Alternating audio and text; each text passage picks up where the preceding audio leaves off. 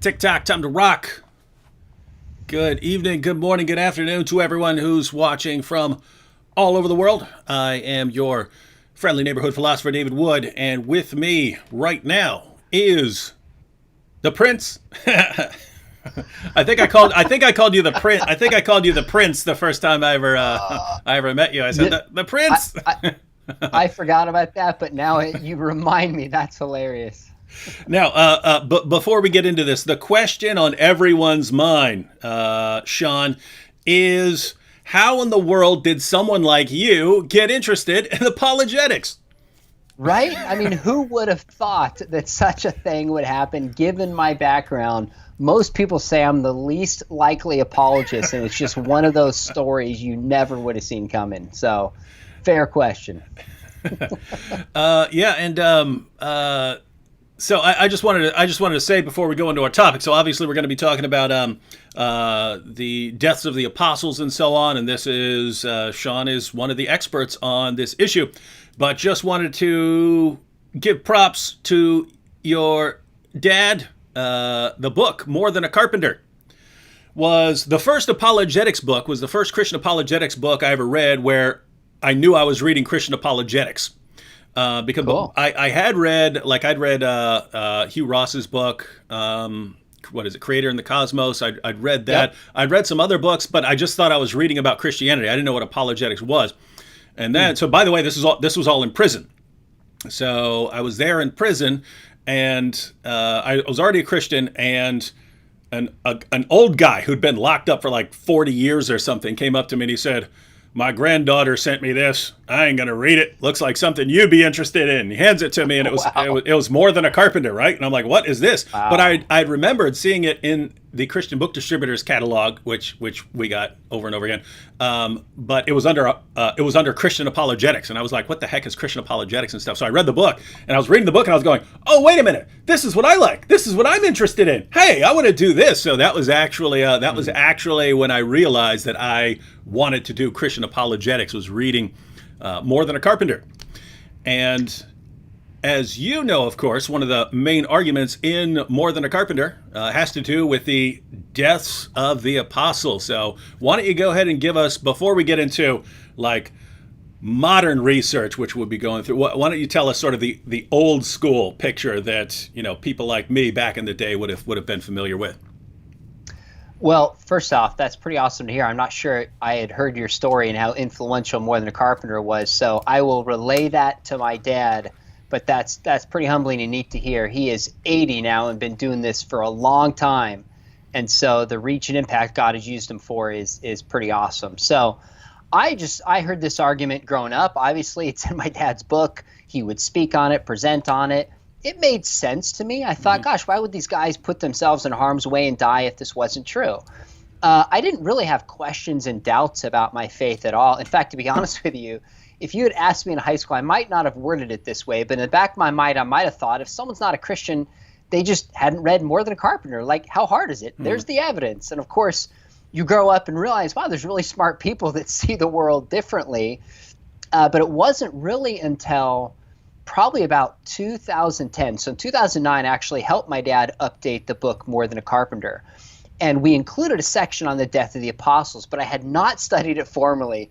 And if I'm not mistaken, I think it says this might be the biggest footnote in the history of the world, in the sense that it says, for the death of the apostles, see church history. That's exactly what it says. I, I haven't looked at that or thought of it in years. And looking back, it's almost embarrassing. Like, I can't believe I footnoted that. So it was the year after that I started my PhD program, and that's one of the things that probed me. I'm like, what is the church history? But at the time, I just didn't have the focus and ability to look into it. When my dissertation came along, I'm like, this is a perfect topic. I really want to know. Yeah, and so in case everyone's wondering about the significance of what we're talking about right now, the main reason I started taking Christianity seriously. And my main reason for ultimately converting was, when I was young, I thought I had an explanation for the rise of Christianity. I thought, a bunch of guys, they had the guy that they believed was their Messiah, and he died, and they decided they wanted to keep the movement going on. And so they invented this story about the resurrection. Well, their problem solved, right? The problem was when I was locked up. So this is when I was in jail. I found out from a Christian who also gave me a copy of like Fox's Book of Martyrs and so on, how the apostles went to these horrible bloody deaths. And that started bothering me because it didn't fit with my story, right? It didn't fit with what I believe. These guys made up a story. I was thinking, if they really made it up, are all of these guys going to be ready to go to these horrible bloody deaths over this stuff that they knew that they made up? And a lot of atheists have a problem with this issue in the sense that they don't see how significant it is. They'll say, well, jihadis, they die for what they believe. It doesn't mean it's true. But I saw immediately, no, there's something different about this. These guys are dying for something that they claim to have seen. And so I just sat there and thinking, how many people can I think of in history who died for something that they knew they made up? And couldn't think of anyone. And then it became, well, what are the odds that Jesus just happened to have all of them? Like all of the people who are willing to die for a lie, all of the people, all of the people who in history who died for something they knew they made up, it just happened to be this guy's followers. And so rustling through that, I just came to think, what could have convinced all of them that they saw a man risen from the dead? I couldn't think of anything other than him actually rising from the dead, and so that made me start taking Christianity more seriously, and then ultimately converting. But then later on, I find out, well, maybe some of the stories in Fox's Book of Martyrs can't actually be trusted. Maybe we don't have great historical evidence for some of these deaths, but that's where you come in because you've been through all this. So we could start however you want. If you wanted to say anything more about the significance of the evidence or something like that, or we can just kind of jump right into going through the deaths of the apostles. But I just wanted everyone to understand why this is important. This Christianity is founded on this, right? Jesus died, we all know that, and then his followers go around and they're proclaiming that he rose from the dead, and they're willing to lay down their lives for what they claim to have seen. That's kind of the main evidence for Christianity. And so if we kind of need to know what they were actually willing to die for this stuff. Yeah, that's well said. Let me frame the argument in a way that might be helpful, because when I jumped into my research, I had a conversation with a pastor. He goes, "Man, you're going to make a liar out of all of us." And I said, "My goal is not to make a liar out of anybody. I've heard this argument, and I want to know if it's any good. Do we have reason to think Christianity is true, the resurrection happened? Do the deaths of the apostles help this in any way? If so, what's the most accurate and powerful way to formulate it?" And I think it's this. Sometimes people will say the apostles were burned, stabbed, skinned, crucified. They wouldn't die for a lie, therefore Christianity is true. Well, that is a very simplistic, arguably inaccurate way to put it. I argue in the book very carefully that even if all the apostles died as martyrs for their belief in the resurrection, that doesn't prove the resurrection is true. And it certainly doesn't prove Christianity is true. What it shows is they really believe that Jesus had appeared to them. It shows that they're not liars, that they're not making up this story to have themselves put in harm's way. So in a sense, you could say the willingness of the apostles to suffer and die, in fact, is a part of a larger resurrection argument that people like Habermas and Lacona, William Lane Craig, and T. Wright, etc., have laid out. So it's an important piece, but only one piece of a larger argument. Now, I had a conversation actually on the trip before we took to Israel, David, coming to think of it. William Lane Craig was on that trip, and he had made a statement that we don't have to show that any of them actually died as martyrs, just that they're willing to suffer and die shows their sincerity. And technically, they're right. I mean, who am I to differ with Dr. Craig? Mm-hmm. But we had a conversation. I said, I think you're right, but I've done some research on this, and I think if we can show that not only they're all willing to, but in fact, we at least have good reason to believe that some of them died as martyrs, and there's no good reason to think that any of them recanted, I think it just strengthens the case for their sincerity. So that's it. Their willingness to die doesn't show that hallucinations are false. We can address that on different grounds.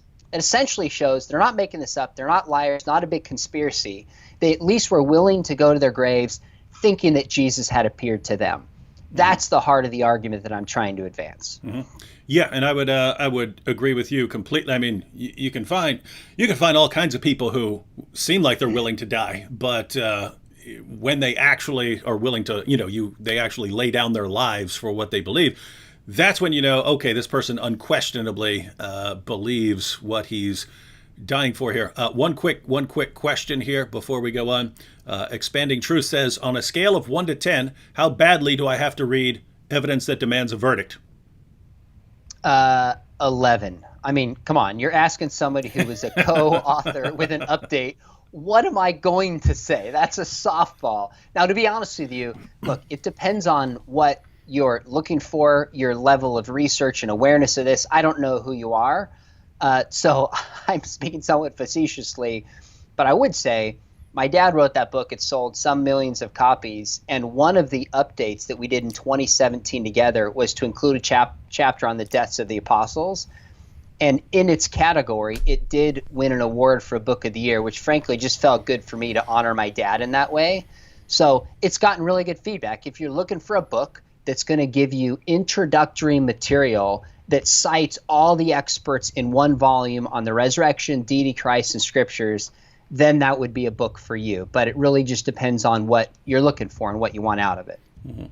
All right, and so now we kind of understand the significance of the point that if the apostles are willing to lay down their lives, this shows that they really believed what they were dying for, and what they were proclaiming is that Jesus rose from the dead and appeared to them, and so they must have really believed that. What's really interesting here is this isn't simply a Christian position. You can go to people like Bart Ehrman and Gerd Ludemann and all of these people who don't believe the resurrection actually happened, but they would say, yep, but the disciples actually really believed this stuff. They'll acknowledge that these guys really believed it. So even a lot of critics who reject the supernatural, don't believe in God, don't believe in Christianity, have still been persuaded by the kind of evidence that you're going to be talking about. They really believe that they know what the disciples believed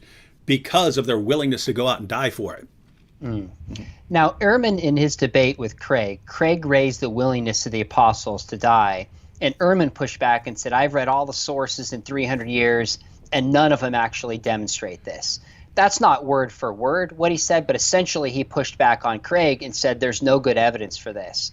So Ehrman doesn't accept, as far as I understand. Why in the world does he say it's a fact of history that the disciples believe that Jesus appeared to them? I don't know the basis of that for Ehrman. It might be some of the early documents like 1 Corinthians 15 and the consistent testimony that he trusts would be my guess. I'm not sure about that, but I do know that he pushes back on the deaths of the apostles and has written some responses to this, in fact. But I do find, I mean, if we jump into some of the evidence, there's actually some of these sources where Ehrman, I found quotes in lesser known books of his where he says, for example, in Clement of Rome, which is written in the mid to the end of the 90s, written in Rome, by the way. So he talks, you find the deaths in 1 Clement 4 and in 1 Clement 5, a reference to the deaths of Peter and Paul, who the tradition says was in Rome. Mm-hmm. So Clement would have been in a unique position, I think, to assess this tradition. And Ehrman says in the Loeb Classical series where he edits 1 Clement and 2 Clement, he says Clement is aware of a tradition of the death of both Peter and Paul. So Ehrman does cite it in that book. And he also references Polycarp, who refers to, this is now you're moving into the middle of the 2nd century, a tradition of the death of Paul. Ehrman says this is a tradition that was early and known of the death of Paul. So he doesn't as a whole accept it, but as I've tracked down some different sources of him, I found him supporting a few individual documents of early traditions of the death of at least Peter and Paul that I thought was pretty interesting. I think Ehrman tends to become a bit more skeptical when something is going to be used against him. Like he used to grant the empty tomb until Craig was using it in a debate, and then it's, hey, I don't believe the empty tomb. In his debate with Dan Wallace even stood up and said, which Ehrman are we going to be debating tonight? Is it going to be the one who writes for scholarly journals and acknowledges that we have the best established book, the best attested book in history, or is it going to be the one who writes these popular books and then suddenly changes his position? Anyway, there was. But before we jump in, and you could just tell me who you'd like to address first. But I wanted to make sure. I thought we were clear on this, but have to be clear on this. Ike Elder said, "Can we say the same thing for Muslims that blow themselves up, as far as their willingness to die, showing that they really believe what they're dying for?" I would say, yeah. Is that what you think? Well, I wouldn't use the term martyr for a Muslim or anybody who blows themselves up. I think that's an act of homicide. Martyrdom we're talking about is somebody allowing somebody to take their life or putting themselves in a position to be harmed and lose their life tied to what they believe. So I would not use that for Muslim martyrs. Second, when you look at, say, 9/11, this is the first objection that comes up. People say, well, if I'm not mistaken, there were 15 Muslim radicals willing to lay down their life for what they believed. And I'd say, look, their willingness to suffer and die is no different than you and I, David. If somebody comes up to us and asks us, do we believe it? And we take one for the team and die, people would walk away and go, wow, that David, that guy, he believed it. Sean really believed it. But that's no proof for Christianity. But the apostles lived and traveled with Jesus 3 years, and they put themselves in a position of harm's way based on what they saw with their own eyes, not what they said they received second, third, fourth, sixth, seventh hand, etc. So they are the pillars, so to speak, who began this movement. So their testimony and their sincerity is much more significant than your sincerity, my sincerity, or any Muslim, to use this quote, who blew himself up. That's Sean McDowell imposing his Christian view of martyrdom on Islam, which has a different view of martyrdom. So Ike Elder, we hope you're getting this. I would just to give an example, Ike Elder, of what we're talking about here. If a bunch of people say, I really believe in aliens, and you say, why do you believe in aliens? They're like, I don't know. You just look around at the universe, and there's got to be aliens out there, right? And then someone says, no, you don't really believe in aliens. I'll start killing you, and he starts killing them. And then there are all these people who say they believe in aliens are all willing to die, and they all suffer death. Well, that doesn't tell me that aliens exist. That tells me that they really, really believe that aliens exist. So that's one scenario. People who just say they believe in aliens and they're willing to die for it. That tells me that they really believe in aliens, doesn't tell me that aliens actually exist. However, imagine a dozen people come up to me and they say, we just got abducted by aliens. We were sucked up into their ship and, they probed us and did all kinds of things to us, and then they put us back down there. And suppose someone says to them, well, I think you're making this up, and I'm going to kill you. Now, suppose all of those people are willing to die for what they believe, for what they claim they experienced and saw with their own eyes. That's in a different category. Now I would have to conclude they really believe what they're saying about what they saw. They really believe that. So what's the best explanation here? Is there an alternative? Is there a better alternative than thinking that they were actually sucked up into an alien ship and that they got probed? Could this be a hallucination or something like that? You have to go down the list. But those are different kinds of categories. One would just tell me a lot about what you believe. The other would mean that I have something to explain. I have to explain what these people saw in order to give them this kind of confidence. So that's what we're talking about with the apostles. So who do you want to start with? I'm guessing one of the big ones, Peter, Paul, James, someone. Yeah, sure. Let's start with Peter. That makes sense. All right. So the apostle Peter, do we have good reasons to think that he was willing to die for his claims about Jesus? So when it comes to Peter, actually the way I look at the apostles is something called the living memory. This comes from a scholar on Peter named Marcus Bockmuehl. And he says there's a certain value in sources that are within 3 generations where there's still a living memory passed on, and it's not just purely history. Takes us up to the end of the 2nd century, roughly. Doesn't mean stuff afterwards is false, doesn't mean stuff earlier is true, but that's the methodology that I used. So when it comes to Peter, within the first and the second century, we have 10 sources of greater and lesser strength that unanimously agree that Peter died as a martyr. There's no alternate tradition I could find anywhere within centuries in the church that anything else happened to Peter.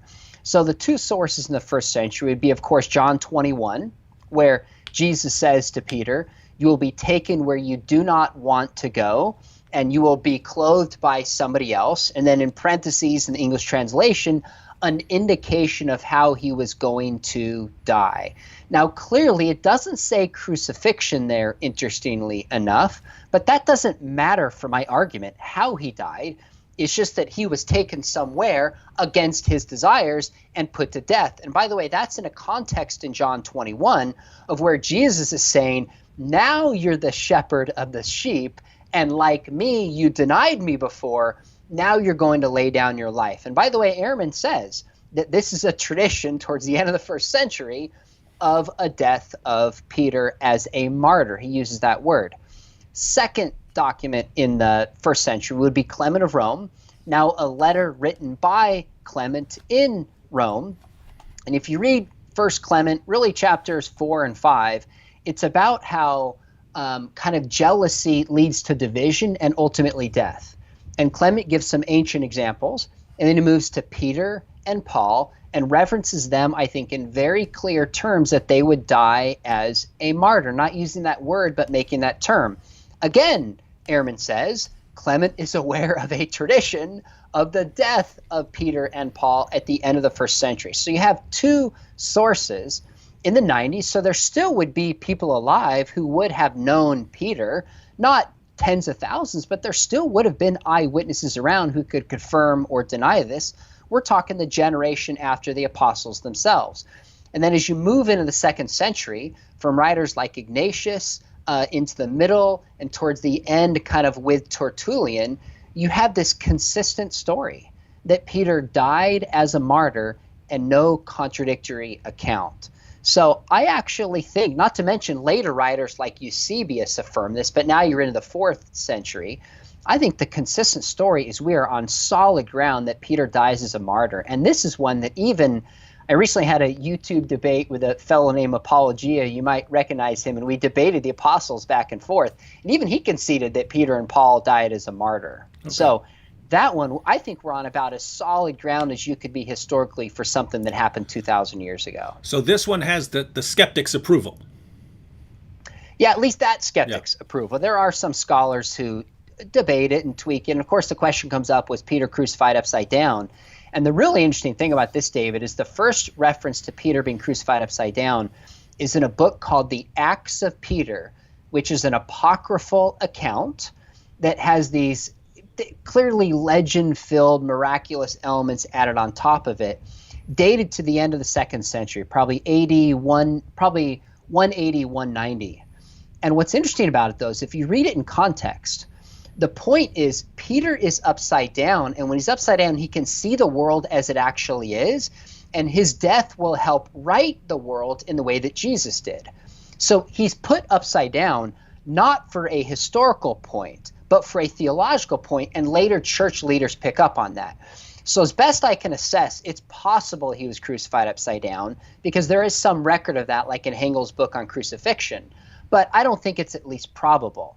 I actually think what's interesting is one thing we know about crucifixion is somebody was stripped bare. But in John 21, it says you'll be clothed by another. I've actually come to think since writing my dissertation that he probably wasn't crucified and was probably killed another fashion. But for our factor here, it doesn't matter upside down, crucified another fashion. We have multiple early sources saying that Peter died as a martyr, and I don't think any good reason not to accept that account. So we can draw a distinction between knowing that someone, having good reason to believe that someone died as a martyr, but still be skeptical and critical of details that appear, especially in later stories down the road. Yeah, this is actually a really interesting part of the research that I did. As you get into the 2nd, 3rd, 4th centuries, you have this hagiography where people are telling these stories of the apostles, and they're filled with legends. but there's also a historical core to them. And it's not really till the 4th and 5th century that they become completely unhinged from history. So part of the challenge is to take like the Acts of Peter and say, you know what, it's full of like, you know, in the Acts of Paul, I think he baptizes a lion. In the Acts of John, there's all these bed bugs that John commands around. Like there's funny stories, but they're actually surrounding a historical core. So how do we pull out what's historical from what's legendary? That was some of the challenge of my research. But when it comes to Peter, we have so many consistent early sources that we can stand, I think, on solid ground that he really died as a martyr. And by the way, in my research, I came up with a historical grid from least probable to most probable. And based on the quantity and quality of research, I try to assess each apostle. Number one, did they go on missionary work? Number two, did they die as a martyr? Number three, how did they die? And just, you know, there's some subjective element, but I try to lay out my criteria. So you're right. How he died, I think we have less confidence than that Peter actually died as a martyr. So Peter definitely gets a check on the best evidence we have tells us that he was martyred. We have early sources of people who were in a good position to know, and then you have one consistent story wherever you go. Inconsistent, they could be inconsistent on the details, but they're unanimous on his willingness to die and his martyrdom. That's right. And by the way, these sources aren't doing historical accounts asking the question that you and I are asking. These are documents written for other purposes, but they include statements that we can decipher in context and piece some of this together. So I think Peter's on solid ground. Now, by the way, to give context, I took the 12 apostles and I took James, the brother of Jesus, and Paul. So I took those 14. Of the 12 apostles, I think Peter is on the highest level historically or close to it. Of the 12 apostles, the only one I would put on that level additionally, or actually maybe close to it, not quite that level, would be James, the son of Zebedee. Now, James, the son of Zebedee, the earliest account we have is in Acts chapter 12. And what's interesting about Acts chapter 12, it describes Herod takes him and beheads him, and then the passage moves on and Peter flees. Now, for reasons we won't get into here, I believe Acts is a reliable historical account, and we can trust it as an early good source. But if you compare James with the death of Stephen, that's in earlier chapters in Acts. Now, I do think Stephen chapter is accurate, but I was having another conversation with Skeptic recently, and they said it clearly feels like the Stephen story is doctored to sound like the story of Jesus. I said, I have some pushback and challenges to that, but fine. So if you're going to push back on Stephen and say because it reads that way we don't accept it, then you have to concede that James, which doesn't read that way, and as Keener says in his 4-volume commentary, it just reads like a straightforward execution account, therefore is a good, reliable historical account. And then all the sources after James confirm that as well. So bottom line of the 12, I think Peter is the highest. I might put James like a notch below that, but still good historical evidence he died as a martyr. Those are the two of the 12 I would put in that higher category. So these are kind of different ways of looking at things with when you're looking at historical, stories or something like that, one of the big questions that would come up is there a good reason to invent this story? Why would someone invent this story? And doesn't mean that someone did invent this story, but if you can think, oh, here's why someone might have invented this story. So when you're reading the martyrdom of Stephen, can you think of, is there a reason someone might have wanted to embellish this or do that? You can come up with reasons. Doesn't mean they did. But with the death of James, that they're not trying to draw any tremendous meaning out of it. There are no, there's no amazing supernatural events attached to it. It's just like it's almost mentioned in past. Oh, by the way, they killed him, and then the story moves on. And so they're not trying to make any tremendous point there. And if they were, if Luke were trying to invent a story about someone being killed, it just doesn't seem to be any reason for it right there. And so here it seems like the only reason that it's there is just because he's announcing when James was killed. So I do think in Acts it helps advance the story of the persecution and why Peter flees. so it fits the larger story.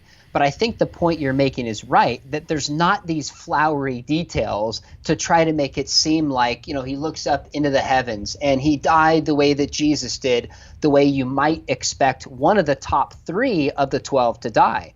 Rather, it's just stated without any additional details, so the book of Acts can move along towards the advance from Jerusalem to Judea to Samaria to the ends of the earth. Mm-hmm. And by the way, the kind of death that's given to James, we know was the kind of death that was used. John the Baptist was beheaded.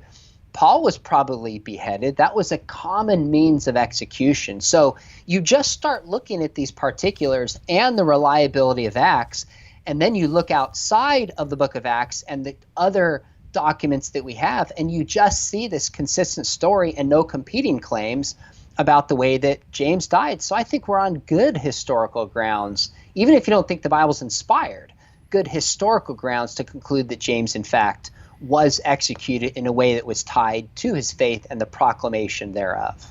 Mm-hmm, mm-hmm.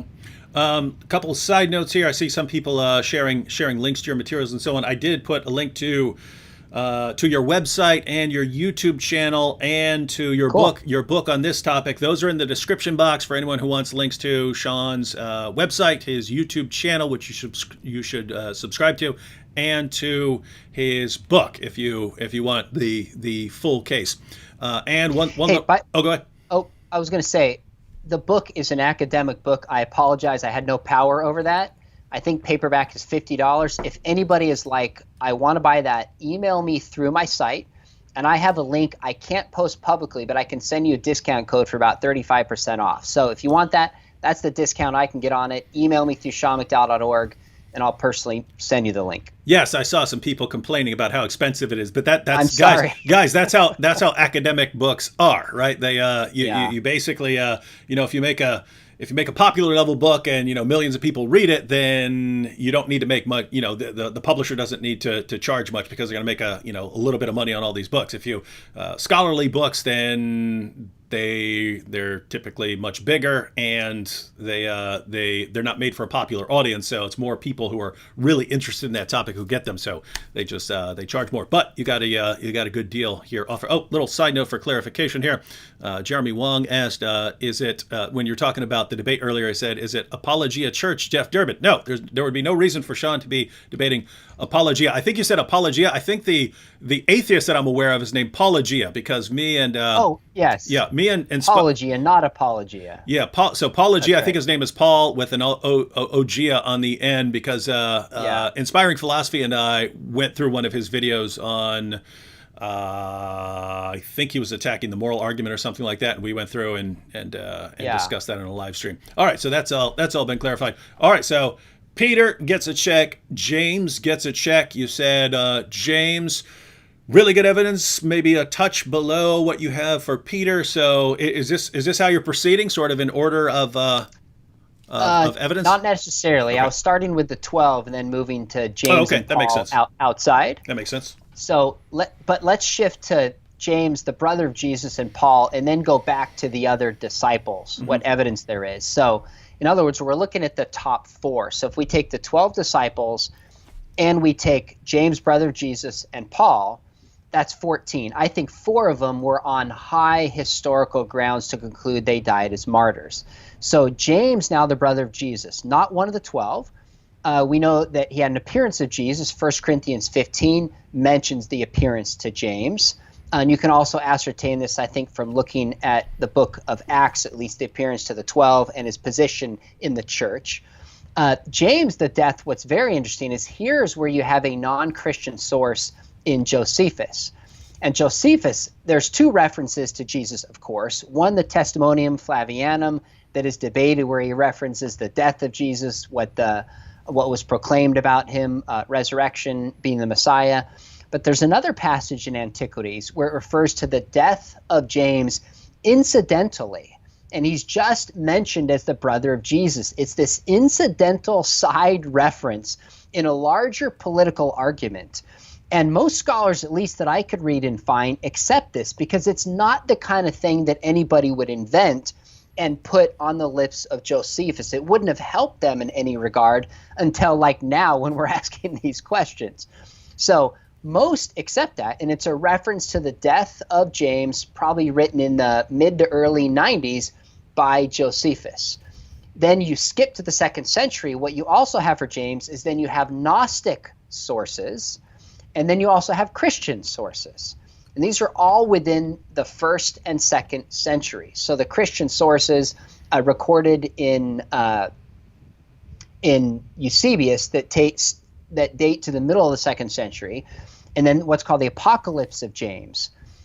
So what's unique about James, bottom line, is you have a Jewish source, Christian source, and Gnostic sources that all agree on his death early. Now, they differ over some of the particulars, so we're back to the question, how much legend is added, etc. But the agreement as a whole, I think, is very, very strong that James, in fact, died as a martyr. Now, I'll tell you, David, one pushback that Apologia got into with me, here's a difference, is he said, we don't know that James died for his belief in the resurrection. Mm-hmm. He died, if you read Josephus, really for political means.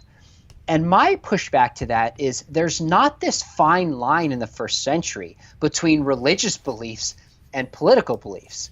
Jesus was put to death for both. Mm-hmm. There was a political dimension and there was a religious dimension. So here's James in the very city that Jesus had been crucified 3 decades earlier, leading this church movement with full awareness of what happened to his leader. And we know that when a leader was executed, it was not uncommon in the Roman Empire to execute other key leaders that promote the same movement.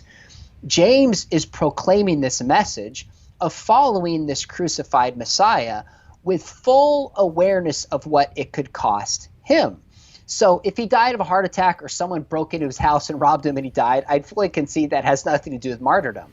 But he's put himself in harm's way. He's proclaiming this public message, is killed for political and faith reasons.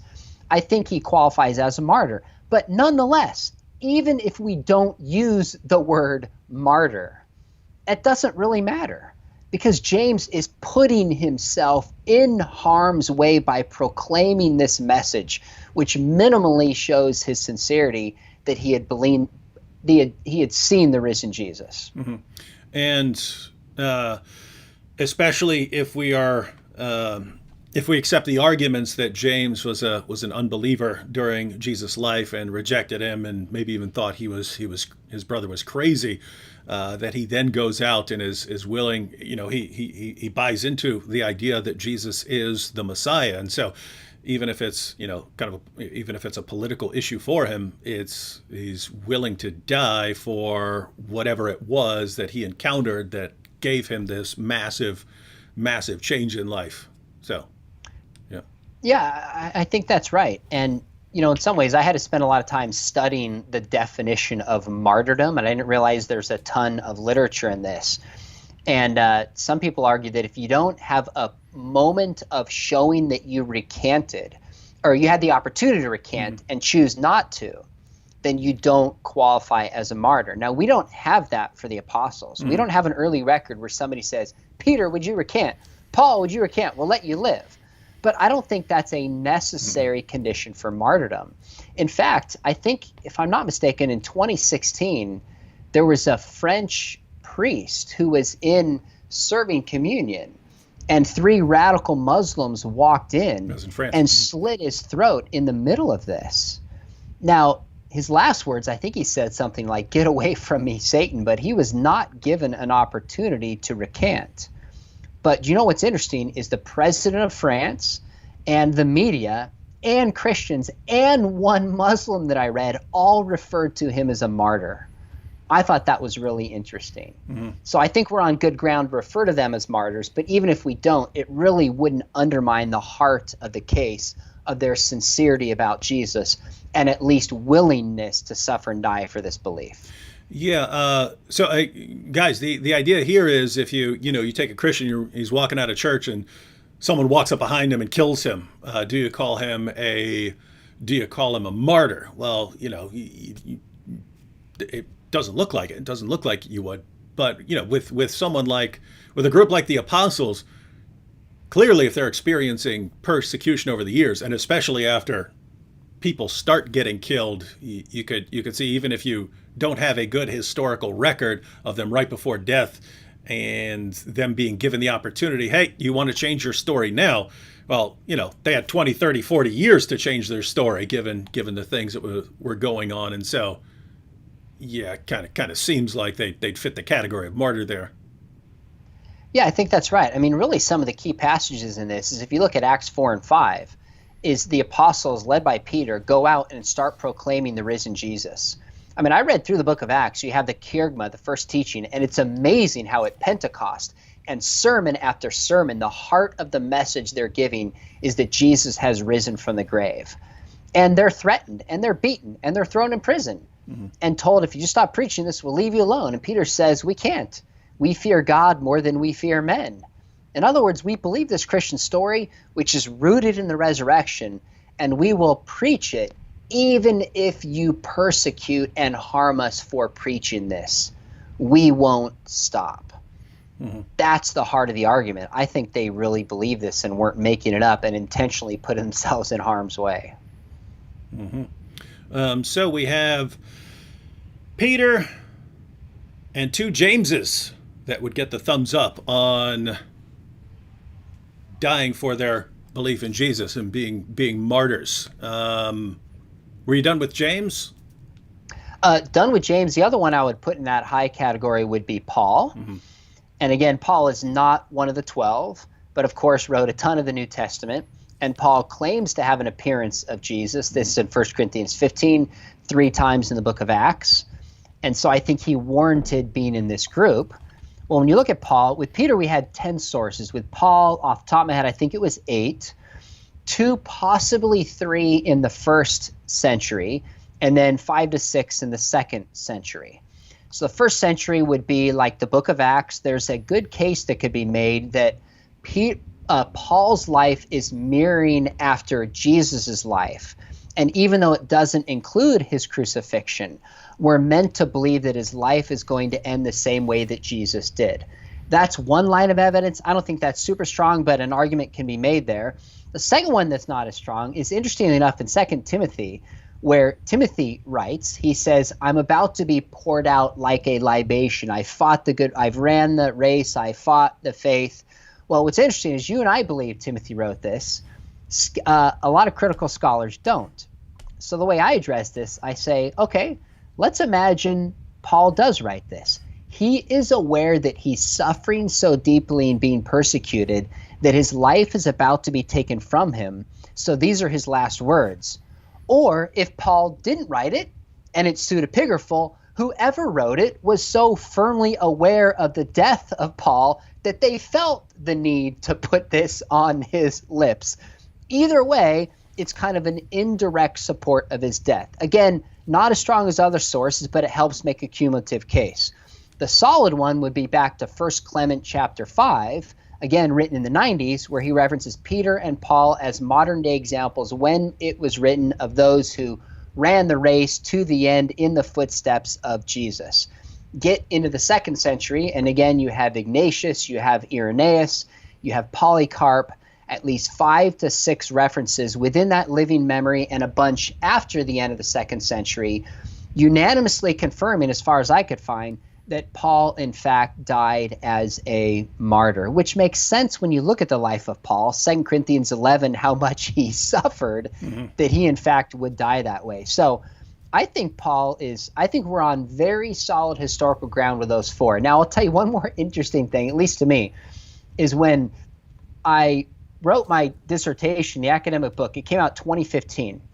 When Paul is beheaded in the book of, in the Acts of Paul, this milk-type substance comes out. I interpreted that as being metaphorical, like his death offers nourishment to help people spiritually or something like that. Well, I had a doctor, a heart surgeon, email me, and I've been trying to find the link. And he said there's actually a condition where somebody secretes, when they're under a lot of stress, a kind of milk substance from the neck. Now, that doesn't mean that's what happened to Paul, but it made me step back and go, okay, that's at least interesting. I hadn't thought of that. Maybe I'm writing off some of these things as all being metaphorical and made up. There may be a little bit more historical core, but that's the dance you have to go through in assessing some of these sources as carefully as you can. So, I would say it definitely helps that we have a lot of writings from the Apostle Paul, and that he's writing to people who he obviously couldn't be making up a bunch of details about his story and his past. There would be too many people to call him out. I'd say we're on really, really good grounds there. So those what do you call those? The big four? Yeah, we could call them the big four. Those, I would say, are just in the higher realm of historical probability that we have good confidence were killed in the way tied to their faith. And it's pretty cool. It's pretty cool that you have a kind of diversity there, right? You have a couple guys who are part of Jesus' inner circle. You have someone who was related to Jesus but didn't believe in him during his lifetime, and then you have a persecutor who tried to destroy the church.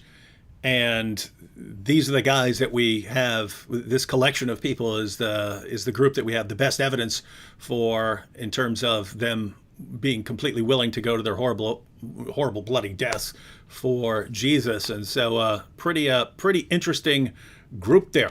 What do you think of people outside those big four? Well, when we come back to the 12, there also are traditions of Mark, there's traditions of Luke, of Stephen. I didn't go down those rabbit trails because I think the evidence is less as strong of their having a firsthand appearance of the risen Jesus, and those documents are just later. So I had to limit the search to some degree. So if we jump back into the 12, John is a really interesting story. I entered this assuming that John died a natural death. That's a story. Well, I came across scholars like Ben Witherington and Richard Bauckham and others who actually think John died as a martyr. And they make a better case for it than I was even aware of in the literature. Now, I'm not ultimately persuaded by it. I just had somebody email me like 2 weeks ago an article of a new academic book, haven't had a chance to read it yet, and he goes, hey, here's my case for the death of John. So I want to believe that because it makes my case stronger, but I've just got to follow where the evidence leads. And here's some of the things that they'll point to for John. Textually, people will say, if you read the beginning of Acts, John is traveling with Peter. He's all over the place. But then he just disappears off the scene and doesn't show up in the Jerusalem Council in Acts 15. Why? Because he was martyred with his brother James 3 chapters earlier in Acts chapter 12. Now, it doesn't say that, but that's one argument people will make, which is somewhat of an argument from silence, but nevertheless, it's interesting he disappears and doesn't show up at the council. The other argument is when Jesus is traveling on the road and James and John say, we want to reign with you. And what does Jesus say? He says, you have to be baptized with the baptism that I will be baptized. In other words, you got to drink the cup. Now, what's interesting, David, is I've asked a few New Testament scholars, what does he mean by this, where they're not thinking about the martyrdom of John. And a few have said, oh, yeah, he's saying they'll be martyred. And I'll say, well, wait a minute, what about the tradition of John? And a few have said, oh, okay, wait a minute. I wasn't thinking about that. Now, I don't think the only interpretation of drinking the cup is that you would be martyred. Mm-hmm. But I do think that is a very interesting argument that can be made because, again, Acts 12, that happens to James. He drank the cup that Jesus drank. Well, what about John? Jesus gave a prophecy of this. So I actually think, I can't prove this, but I think maybe some of the traditions that start showing up in the 3rd and 4th century about John, for example, Tertullian tells one you've heard about John being thrown in boiling oil, but surviving. Well, that's a way of putting him through the act of martyrdom, but not dying, which would show that Jesus wasn't a false prophet in Mark chapter 10. Mm-hmm. And there's other ones of him taking poison and surviving that I didn't find for the other apostles. Now, I can't prove that, but I'm suspicious that might be the case. But I do think that that prophecy of Jesus can mean, are you willing to suffer for me? Are you willing to take the lot that I have given to you, and not necessarily martyrdom? But that's a textual evidence that is used for the death of John. Now, the other evidences for John is when you get into really more the turn of the 3rd, the 4th, and 5th centuries, there's these calendars where early different churches would celebrate certain deaths of martyrs. And James and John are put together at that time as both dying as martyrs in some of these calendars in the 4th, 5th, and 6th centuries. Now, what's interesting is there's that tradition, but now we're dealing with the 4th century, instead of the 1st and 2nd century. So it just has less weight. The one piece of evidence that's fascinating is there's a reference I've got to think about this for a second. Philip of Sidon, who wrote after Eusebius, references a writing from Papias in the early 2nd century, and he quotes Papias as indicating the martyrdom and death of John. Now, Philip of Sidon writes, if I remember correctly, the 5th or 6th century. He's quoting Papias early 2nd century. Eusebius also quotes Papias, but doesn't quote that passage. So I haven't analyzed that passage in depth, but the scholars that I've talked to have say they don't trust Philip of Sidon there and think that he probably got that mistaken about Papias. All that is to say, I wasn't aware of any of this about the death of John, and it was enough to at least make me pause and go, that's interesting. It's at least possible, even though I'm not convinced it's as strong as some of the other ones.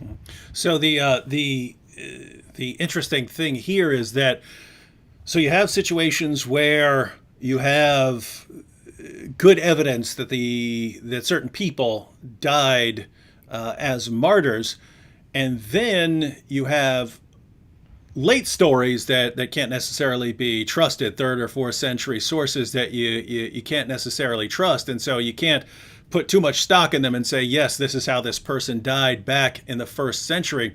But that kind of goes in the other direction as well, that if you have a 3rd or 4th century about the Apostle John, and it's saying he wasn't killed, well, he may have actually been killed, and so you could actually put together a case. And so it's just the idea, in the 3rd and 4th century, we know that people were embellishing stuff, so you can't trust them completely, and therefore kind of have to sometimes start from the ground up, unless you know where they're getting their information from. But so with someone like the Apostle John, if you can't trust the later story, then if you do come up with some good reasons for thinking that he died, then you could actually alter what is commonly believed, because that's the normal belief. The disciples all died for their faith except John. So yeah, interesting stuff. All right, we're going to wrap up in a couple minutes here.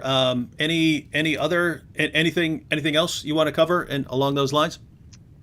We can go a little bit further into this if it's helpful. I can't wait too long for dinner. I'm on the West Coast, but let's go a little bit longer if you want to. If there's questions here, but let me jump into. So let me frame this again for everybody. Study the 12 disciples, James and Paul. I think James, brother of Jesus, and Paul, good grounds they died as martyrs. Of the 12, James, son of Zebedee, brother of John, and Peter, good reason, died as a martyr. What about when we move to the rest of the apostles? Well, there's 2 that I think are at least more probable than not. So in other words, they're not 50-50, maybe they're 51-49, but at least you could make the case that we have interesting early evidence that moves it in the direction of probability. So Thomas, for example, we have the earliest source of the death of Thomas is in a book called The Acts of Thomas, which is basically the end of the 2nd century, early 3rd century. So this is not a document that's nearly as early for all the other 4 that we talked about. The Acts of Thomas, and it's legend-filled, but it seems to maintain a historical core of Thomas being sent to northern India, moving down south, dying as a martyr killed by spears. Well, you also have this tradition in India itself, this non-written tradition that's been passed down historically. So when I studied Thomas, there's a lot of Western scholars that completely dismiss the traditions because they don't do history the way it's done in the West. And yet in the East, especially in India, they have songs, they have poems, they have stories.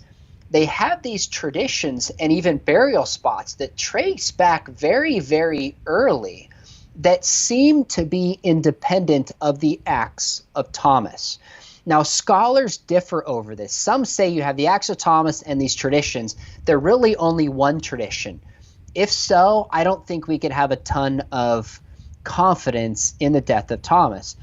But as I look at him and assess him, there seem to be enough differences that I'm at least inclined, although I could be mistaken about this, to think that there's two different strains about Thomas that both agree that, number one, he went to India, number two, that he died as a martyr.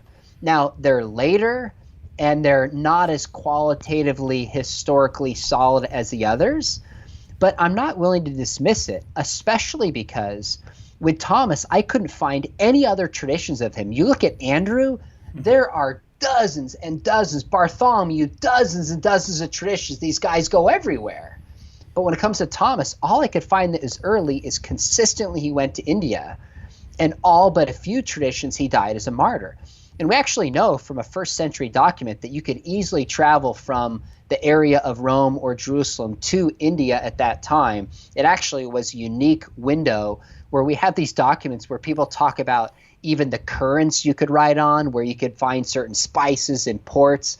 There's no reason to think he couldn't have gone there.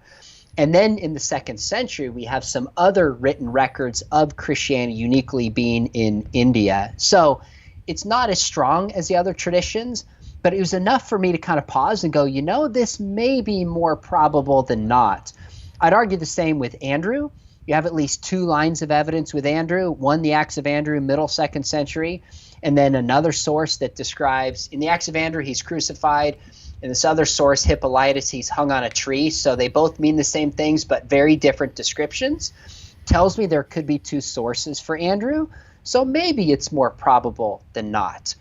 The rest of the apostles, David, I don't know where history ends and legend begins. I mean, poor Bartholomew, I found traditions he was skinned alive, burned, beheaded, stabbed to death, drowned, crucified. I mean, the poor guy either had a really bad day or people are just making stuff up about Bartholomew. So 99 ways to die. I mean, right. Exactly. And that's so I guess in sum, 2 of the 12, we have very good evidence. 2 of them are maybe more probable than not. The rest of them, I think that's 8 if I did my math correctly. I don't know where history ends and legend begins. The historical record is just not there to make a sober assessment of it. Mm-hmm. So we've got of the 12, we've got 2, and then another 2 more probable than not, and then a couple who are not of the 12, and looks like so the idea here would be if people are only willing to die for what they believe, looks like you've got plenty of people still from very diverse backgrounds. Again, some of them Jesus' original followers, then James, who apparently rejected him, Paul, who was a persecutor. And so looks like you have plenty of evidence there to conclude that either Jesus just happened to attract people who would make something up and then be willing to die for it, or the same reasoning still applies. You have a bunch of people who are willing to die for what they believe in. What is the best explanation for that? And so, those of you non-Christians who are looking at this, what do you think? What do you think? What evidence do you have that would account for Peter and James being willing to lay down their lives for, their beliefs about Jesus, and then James, the brother of Jesus, that's a different James, didn't believe in him during his earthly ministry, but was still ready to die for him later. And then Paul's a persecutor who's disgusted by Christianity, who converts to Christianity and says it was because he encountered the risen Jesus. what do you have that would even account for this level? So everyone else, everyone else aside, what do you guys have that would account for all of this that would actually fit? Because as soon as you start going hallucinations, pretty strange to say that all these different people in these different situations are all going to be hallucinating the same guy. Or so anyway, the idea, guys, is if you have an explanation for something, if you have a belief about Jesus, it should fit the evidence. And if you don't have a theory that actually fits the evidence, then you got a problem there.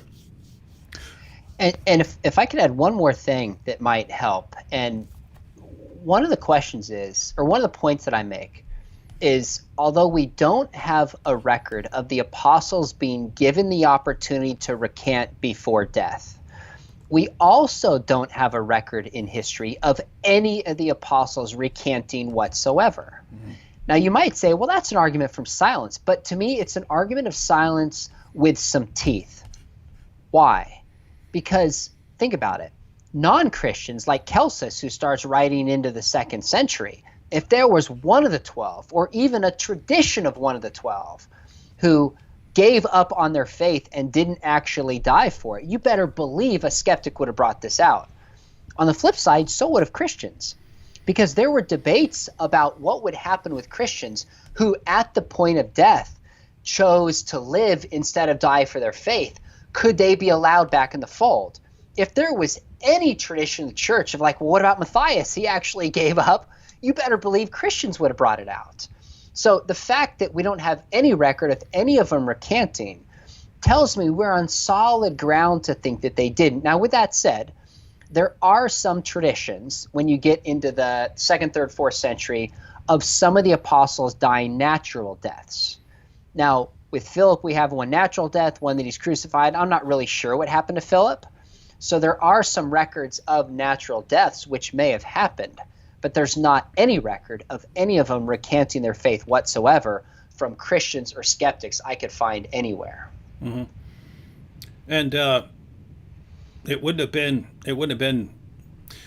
been too difficult to deal with something like that if it had happened. It wouldn't have needed to be a secret. In other words, if someone had recanted, you just say, look, and this guy lost his faith, and shame on him or something like that. So it wouldn't have been not something that everyone would have needed to hide or something like that. And but you got none of that. So interesting.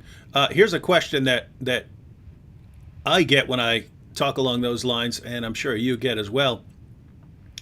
Black Tuesday Film says, I think skeptics will say Joseph Smith was willing to face persecution for his belief. Can you ask Dr. McDowell to emphasize how the apostles gained nothing for this for making this up? So, so what are your thoughts on the Joseph Smith comparison here?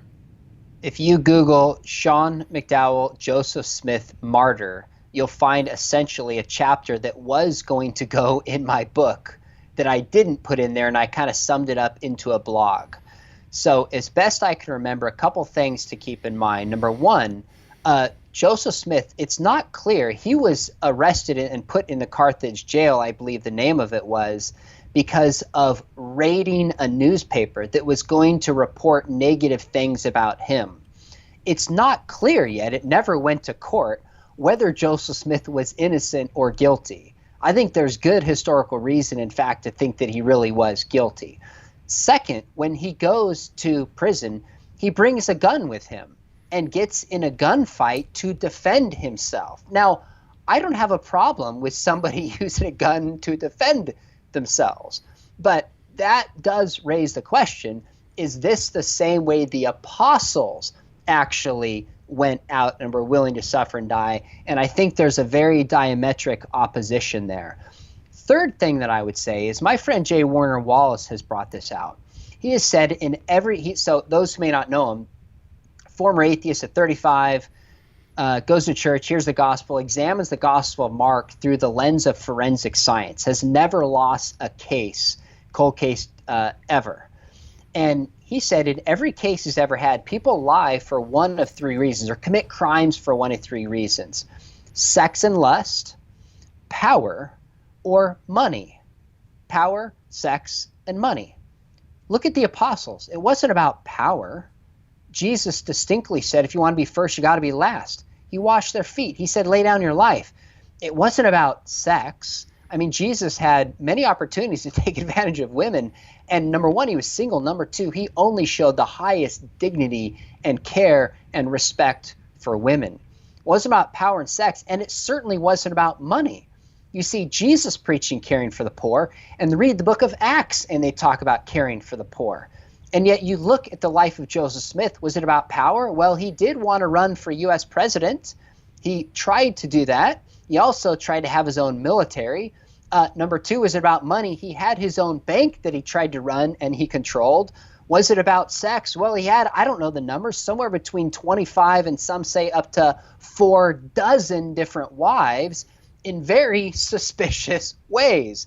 So that doesn't mean Joseph Smith was lying. That's not my point. Look in the Old Testament, there's plenty of flawed characters that God uses.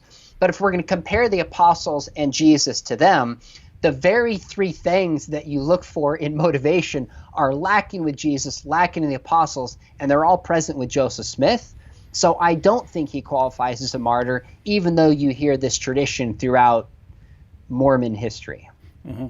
And just to share my thoughts on this issue, I have no problem with someone being sincere and being totally wrong. So we have good reason to be suspicious of Joseph Smith and his claims to have received revelations, right? Because he got a lot of stuff out of his revelations. But even if we had none of that, even if he didn't get any women out of it, and even if he didn't have any, political aspirations, anything like that, and he just went out with this message, we know that individuals can be delusional, right? We know there are cult leaders who actually believe what they're saying. Like, I believe Muhammad sincerely believed what he was preaching. Not necessarily in every instance, but I believe Muhammad was sincere. And I've been in multiple mental hospitals, so I've known people who were out of their minds. So that's not what we're talking about, right? If one individual said he saw someone rise from the dead, I would not put a lot of stock in it unless I had some very good reason to trust that person. If multiple people from multiple backgrounds who had nothing really to gain all started saying it, that's a kind of different category. So yeah, my view of Joseph Smith is, even if everything about him told us that he was completely sincere and had no reason to invent anything, I could still think that he's just delusional, or he's got some mental problems. You'd have to have some other people verifying it, which I think you did at one time with Joseph Smith, and then they ended up recanting and things like that, and so you ended up with some problems. All right, well, let's take a couple super chats real quick. There's just a couple of extra comments, and then we will wrap it up, because Sean is East Coast. I mean West Coast. You're West Coast. You're out in the middle of nowhere, and if you stay there long enough, you're going to fall into the ocean. A fresh coat of paint said, here's one. A fresh coat of paint said, even if none of the apostles were proven to be martyrs, wouldn't we still have a case for their sincerity based on the heavy persecution they faced, such as being beaten and jailed several times? So a fresh coat of paint. The idea here is historians who are, coming at the sources, they're looking at these books as sources, right? As historical sources and stuff, and they look at what they can gather. Whereas, as a Christian, I believe everything I read in the book of Acts and in the Gospels and so on. Not looking a little more critical. So in a little more critical fashion, they're saying, hey, what do we have good evidence for? But Sean, what do you think? Do you have, not simply from a Christian perspective, but from a historical perspective, do we have good evidence that the apostles were endured a great deal of persecution, and that we could trust them on that basis even if they hadn't died? I do, and I think this is a perceptive question that I don't have to show any of them died as martyrs actually to establish their sincerity.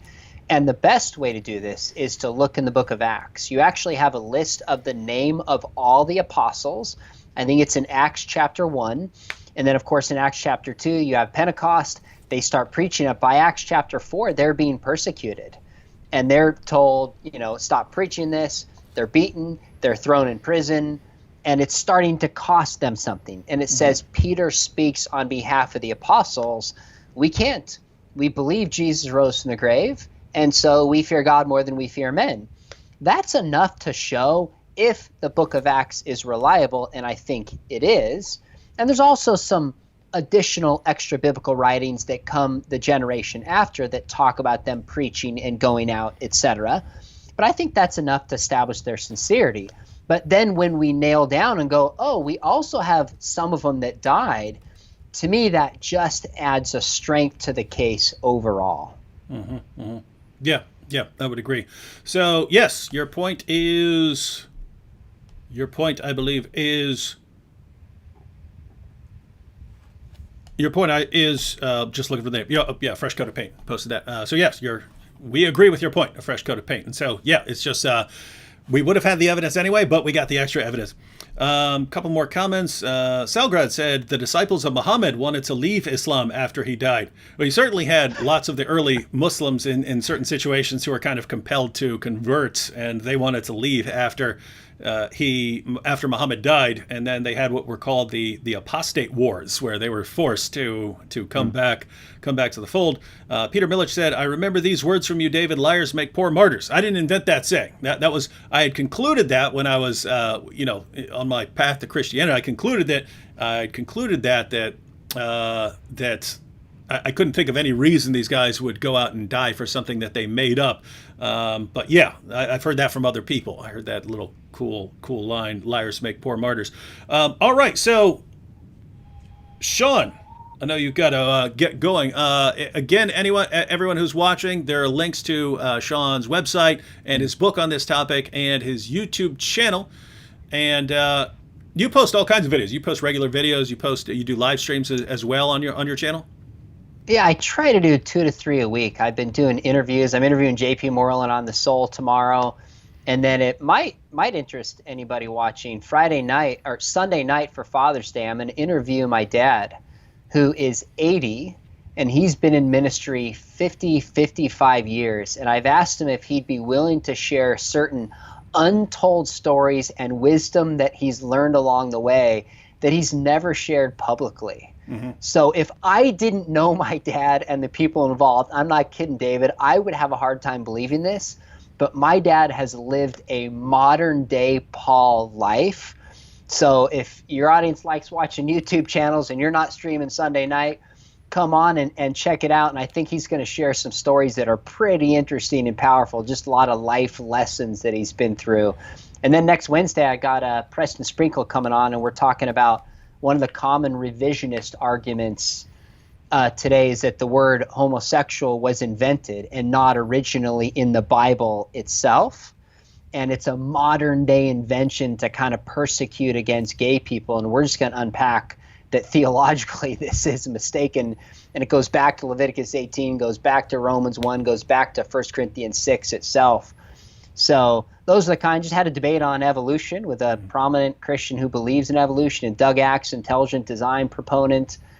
Bill Craig's going to come on and talk about his book on atonement. So lots of cool interviews, and then I just post 1 or 2 videos a week. If people are done watching yours and want some more substance, check it out.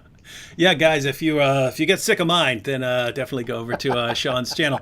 But yeah, guys, subscribe to his channel if you're interested in any of that stuff. You definitely want to hear the accumulated wisdom of Josh McDowell over the years, so over the decades. Yeah, probably I can't think of anyone who sort of spurred apologetics in the modern area more than Josh McDowell. So you'll want to check that out. David, what's interesting, sorry to cut you off, is part of what spurred this to me is we've lost Norm Geisler in the past couple years.